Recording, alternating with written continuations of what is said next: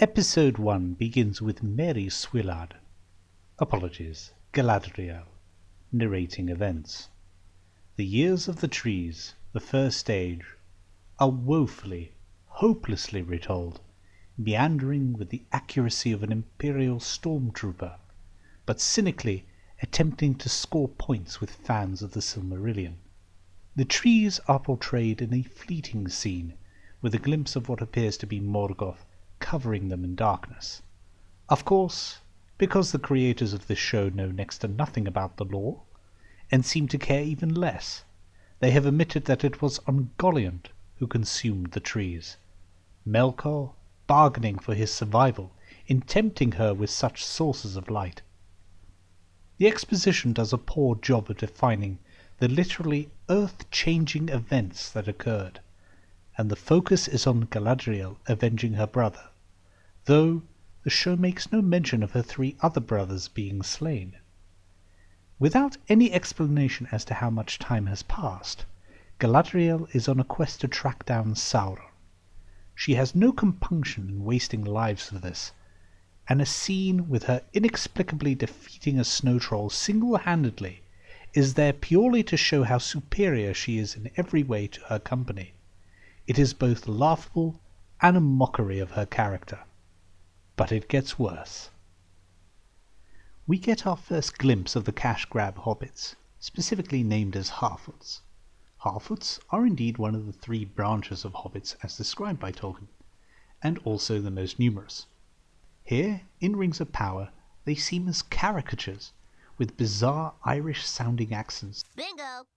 Hey, let's make Jerry the Leprechaun sing us the song of the Emerald Isle. Oh, 'tis like the singing of the angels themselves. That suggests the showrunners wanted something different from the rustic West Country accents from the Jackson trilogy, with nary a thought as to how clumsy the result. The Harfoots we are introduced to point out that they keep to themselves, that they aren't explorers. This is probably the only accurate aspect of the entire show, at least of this episode. Galadriel then demands to speak to Gil-galad, and an excruciating depiction of Elrond is hurled at the viewer.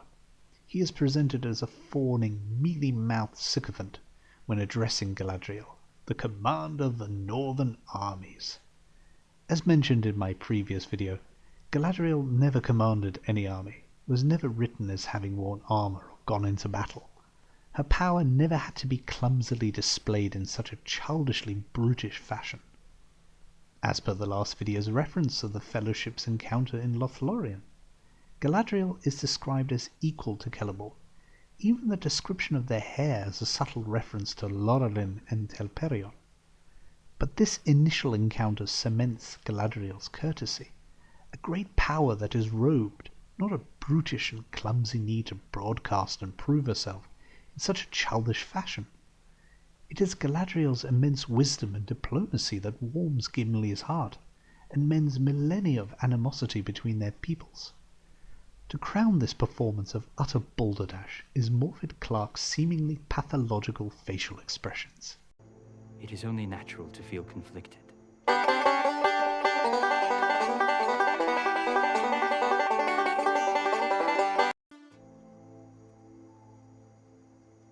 Then we get an introduction to our first Black Elf, Arondir.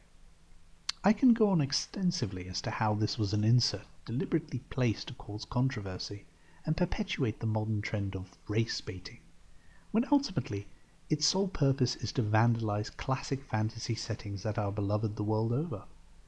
To further the point about inclusivity, Tolkien's The Lord of the Rings have been translated into over 50 languages, and throughout the decades since they were first published, have sold over 100 million copies around the world. They are, by these glaring facts, accessible and relatable. A romance is placed with a human woman, which is presented in an even more inexplicable and poorly acted manner than that of the Hobbit trilogy. That alone is a marvel. One episode in, and possibly the most ridiculous and idiotic scene is shown. Galadriel, amongst elves on a ship headed to what I can only imagine is Valinor, decides to literally jump off the ship.